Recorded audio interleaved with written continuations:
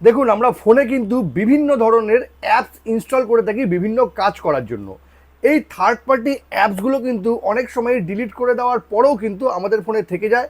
আর এই অ্যাপসগুলো কিন্তু আপনাকে ট্র্যাক করতে পারে। এই ট্র্যাক করতে করতে এরকমও হতে পারে এই থার্ড পার্টি অ্যাপস কিন্তু আপনার ফোনটাকে হ্যাক করে নিতে পারে। আপনার ফোনের যে সমস্ত ডেটা আছে সেটাও কিন্তু এই থার্ড পার্টি অ্যাপসগুলো নিয়ে নিতে পারে। তো এই থার্ড পার্টি অ্যাপসগুলো থেকে আপনি বাঁচবেন কি করে, জানতে গেলে ভিডিওটা শেষ পর্যন্ত দেখুন আর প্রসেসটা একদম সেভ করে নিন। দেখুন, এর জন্য শুরুতেই আপনাকে আপনার ফোনের জিমেলটা ওপেন করে নিতে হবে। জিমেলটা ওপেন করে নিন। ওপেন করে নেওয়ার পর উপরে যে প্রোফাইল আইকনটা আছে এখানে ক্লিক করুন। ম্যানেজ ইওর গুগল অ্যাকাউন্ট এখানে ক্লিক করুন। এবার এখানে ক্লিক করে নেওয়ার পর এই দেখুন সিকিউরিটি আছে, এখানে ক্লিক করুন। এবার একটু স্ক্রল করে উপরে উঠতে হবে। উপরে উঠলে দেখুন এইখানে আছে your connection to third party apps and service. এখানে দেখুন থার্ড পার্টি অ্যাপসগুলো কিন্তু আছে। এখান থেকে আপনাকে সি অল কানেকশন দেখে নিতে হবে।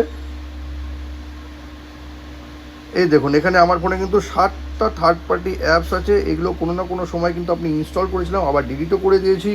এগুলো কিন্তু আমাকে ট্র্যাক করতে পারে। এখান থেকে যদি আমাকে ডিলিট করতে হয়, এই দেখুন এটাকে যেমন আমি ডিলিট করব। এবার এখানে আমি ক্লিক করলাম। ক্লিক করে নেওয়ার পর delete all collection that you have with বলে এই অ্যাপসটার নামটা দেওয়া আছে।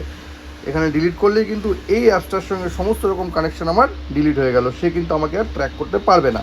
এইভাবে কিন্তু আপনি একটা একটা করে আপনি আপনার মতন করে ডিলিট করে দেবেন, তখন কিন্তু তারা আপনাকে আর ট্র্যাক করতে পারবে না। এই ভিডিওটি যদি আপনাদের কোনো কাজে লেগে থাকে তবে কিন্তু এটাকে অবশ্যই শেয়ার করবেন। আর এরকম নতুন নতুন ইনফরমেটিভ ভিডিও পেতে প্লিজ সাবস্ক্রাইব আমার চ্যানেল সাবজেক্ট সম্রাটকে।